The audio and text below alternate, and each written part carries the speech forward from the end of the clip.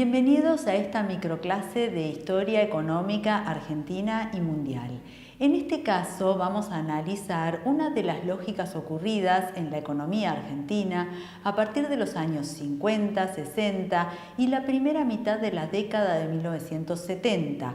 Se trata de los saltos y escalones en la inversión.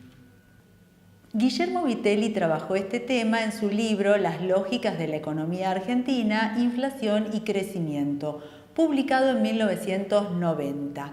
Otros autores continuaron y profundizaron este análisis. Estoy haciendo referencia a Marcelo Basualdo y a Noemí Brenta.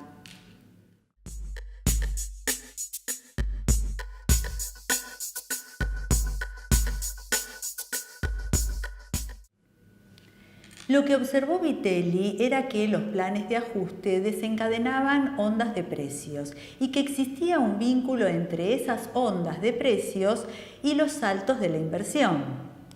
Lo que ocurría era que en la primera etapa de la onda, la aceleración, se producían redistribuciones regresivas de la renta y esas transferencias de ingresos daban lugar a la acumulación de capital físico y por lo tanto generaban el salto de la inversión. En la economía argentina se produjeron tres saltos, el primero en 1951, el segundo en 1960 y 61 y el tercero en 1968, 69 y según el autor que sigamos y por lo tanto la base estadística podemos incluir 1970. El salto era el empuje inicial de la inversión, que se verificaba cuando la tasa de variación de la inversión era especialmente elevada. En pantalla tenemos un gráfico que muestra la variación porcentual anual de la inversión bruta interna fija argentina en la segunda mitad del siglo XX y principios del siglo XXI. Ahí podemos ver claramente los tres saltos mencionados.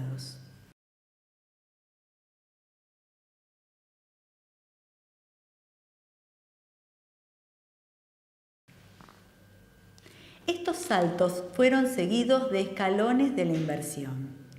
El primero ocurrió en la década del 50, entre 1951 y 59. El segundo ocurrió en la década del 60, entre 1962 y 68. Y el tercero ocurrió en la década del 70, entre 1970 y 75. El escalón era el mantenimiento del impulso, es decir, la estabilización de la participación de la inversión respecto del PBI en un porcentaje más elevado que el que tenía antes del salto.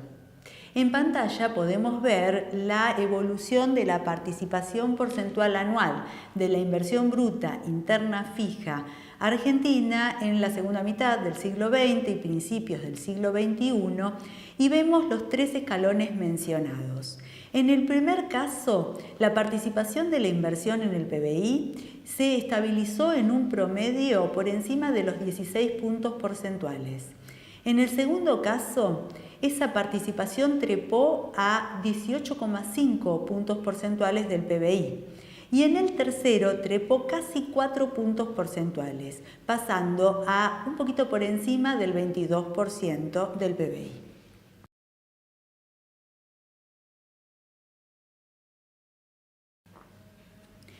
Según Vitelli, las ondas de precios se produjeron en forma recurrente pero no aleatoria y se presentaron en la economía argentina y en otras economías periféricas, pero nunca en las economías centrales. Además, entre los años 50 y mediados del 70 tuvieron los efectos reales mencionados. Pero a partir de la segunda mitad de la década del 70 estos efectos no volvieron a aparecer. Aunque se replicaba el plan de ajuste, la onda de precios, la redistribución regresiva de la renta, la transferencia de ingresos, el salto en la inversión o su posterior prolongación en el tiempo en forma de escalón ya no se produjo. La desaparición de esos saltos o de esos efectos reales estuvo vinculada tanto a cambios en la estructura, en la coyuntura económica y política nacional, como a cambios en la coyuntura económica internacional y de la arquitectura financiera internacional.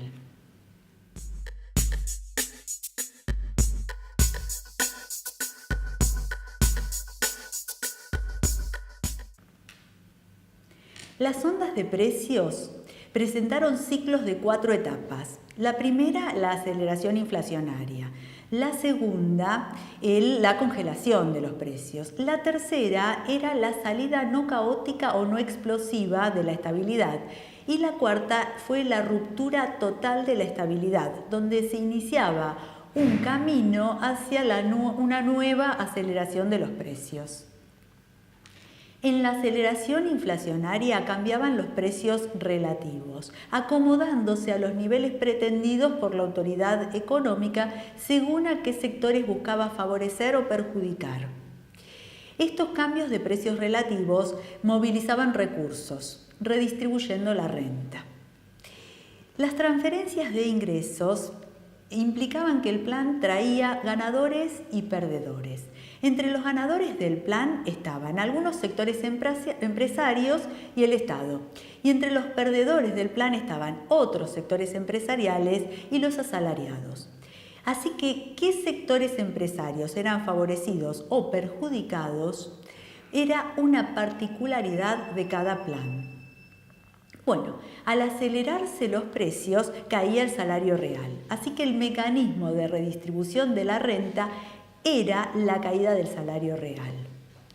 Pero esa movilización de los recursos permitía que se diera la acumulación de capital físico y entonces la expansión del PBI nuevamente. Las relaciones de precios se construían a partir de 4 precios, de la evolución de 4 precios, del salario nominal, del tipo de cambio nominal, de las tarifas públicas y del precio de la carne. Por otro lado, la tasa de interés quedaba desvinculada del ritmo inflacionario y tenía subas más acotadas.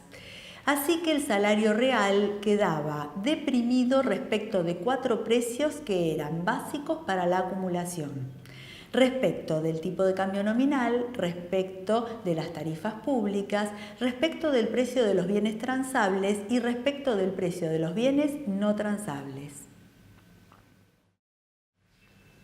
Cuando el salario real había caído hasta el nivel pretendido por la autoridad económica, ésta decidía dar anuncio del plan, o sea, que daba inicio formal al plan, haciendo el anuncio. Bueno, en ese momento se iniciaba la segunda etapa de la onda de precios, la congelación. Y con la congelación quedaba congelada la nueva distribución de la renta. Entonces, tenemos en pantalla 3 tapas del diario Clarín que dan testimonio de 3 inicios formales del plan, de 3 anuncios. La primera corresponde al 18 de febrero de 1952, a pocos días de empezar el segundo mandato del general Perón, cuando se da inicio al plan de ajuste, plan de estabilización.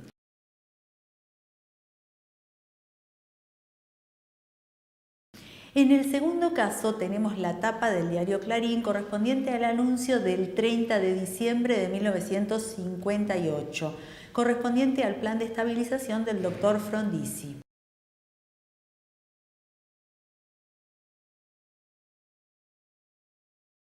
Y en el tercer caso es el anuncio del 13 de marzo de 1967, cuando se da inicio formal al plan de Krieger-Bacena durante el gobierno de facto del general Onganía.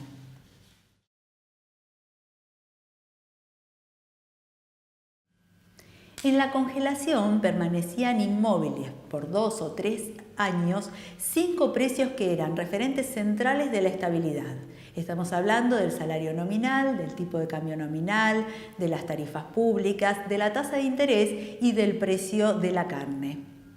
Los otros precios de bienes y servicios eran flexibles, así que continuaban subiendo pero a tasas reducidas. Por lo tanto, en la congelación continuaba cayendo el salario real, que llegaba hasta un mínimo histórico. La extensión de la congelación era fundamental para determinar el efecto real de este proceso.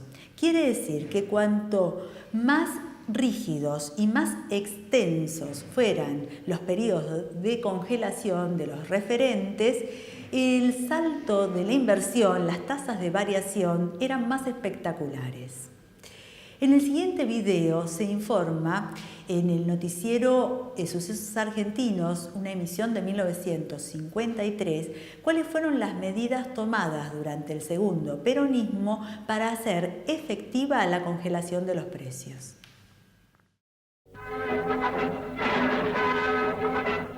Ante el carácter alarmante tomado por el alza indebida de los precios y la lógica desnivelación de los salarios, el general Perón toma a su cargo una nueva y poderosa campaña represiva. La población tiene ahora en sus manos las armas para defenderse defendiendo su dinero. Las medidas adoptadas y las penas impuestas a los que intentan robar al pueblo dan pruebas de la enérgica determinación tomada por las autoridades. El que atenta contra la estabilidad de la familia atenta contra la patria. Luchar contra el agio cuidando cada uno lo suyo es luchar en conjunto en salvaguardia de la comunidad.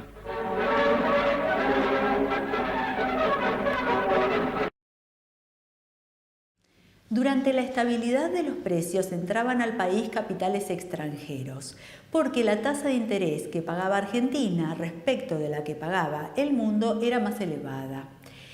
Esta riqueza extranjera facilitaba el salto de la inversión.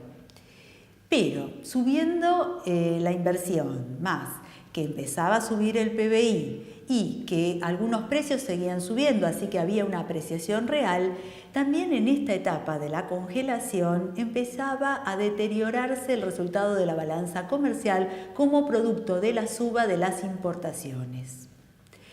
En la tercera etapa de la onda, la de la salida no explosiva, empezaba a recuperarse el salario nominal por encima del costo de vida, subiendo el salario real desde un mínimo histórico hasta un máximo histórico, por lo menos hasta mediados de la década del 70.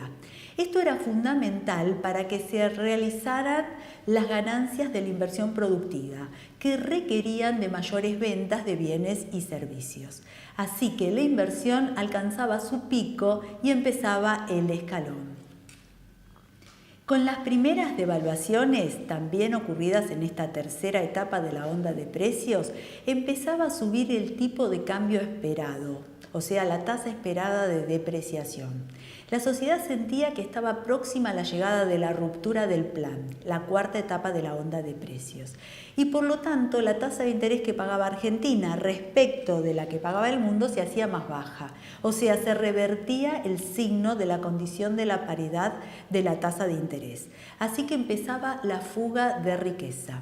Tenemos que sumar, además, el vencimiento de los compromisos externos, que también significaban salidas de divisas, tanto por la cuenta corriente, servicios financieros, como por la cuenta de capital y financiera. Así que la balanza de pagos se hacía deficitaria, empezaba la presión a la suba del tipo de cambio nominal y se veía cercana la ruptura. Ante el déficit de la balanza de pagos, dijimos por cuenta corriente y por cuenta de capital y financiera, las reservas internacionales se agotaban y el Banco Central debía definir el momento de la devaluación del tipo de cambio nominal, devaluación obligada en términos de Diamant. En ese momento había llegado la ruptura del plan. Y con la ruptura del plan también se quebraban las relaciones de precios que habían sido construidas allá por los inicios del plan de ajuste. Pero como la devaluación producía un efecto ingreso, caían las importaciones abruptamente y volvía a recuperarse el signo positivo de la balanza comercial, volviendo a estar en equilibrio la balanza de pagos. Así que todo estaba listo para volver a preparar otra aceleración de los precios que se disparara a partir de un plan de ajuste, volviendo a buscar un salto en la inversión.